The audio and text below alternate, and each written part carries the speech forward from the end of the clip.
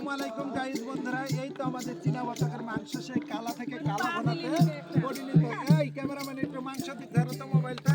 আর বন্ধুদেরকে আমি আর কি বলবো, অনেকজন খেতে মন চাই, এই রাতে কিন্তু আমরা খাওয়াতে পারবো না।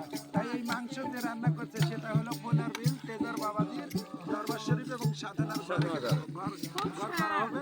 এই যে সীমা আপা, এই যে দেখেন হাট দিচ্ছে, অপরাধ খুবই ভালো লাগছে। আর যার কথা না বললেই নয়, সেই স্বাদ, সেই রান্ধনি, সেই তো হলো আমার বোন মাসুদ আপা।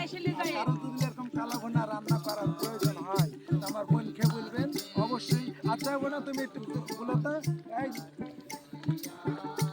তুমি একটু বলো। হ্যাঁ বোন, কি বলবো আমি, বলো।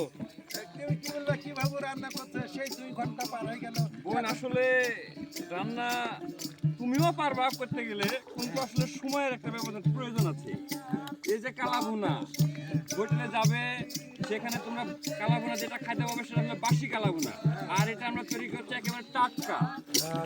এই টাটকা কালাভুনা হবে এভাবে যে এটা সময় দিতে হবে, সময় দিলেই ইনশাল্লাহ সেটা এক সময় কালাভুনায় পরিণত হয়ে যাবে।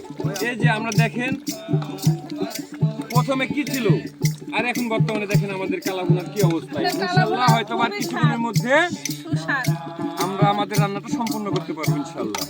তো যাই হোক বন্ধুরা, মাসুদ ভাই অনেক কথা বলেছে, সে আমার বোন।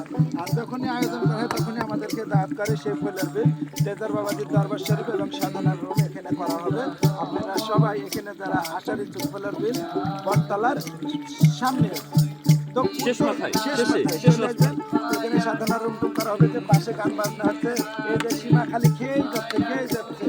আর এই যে এবার ক্ষতি, এটা হলো আমার ছোট আবার সোলা ভাই, এটা আমার, আর এটা হলো আমার বোন। হ্যালো গাইজ বন্ধুরা, আসসালামু আলাইকুম, সবাইকে জানাই রাতের শুভেচ্ছা।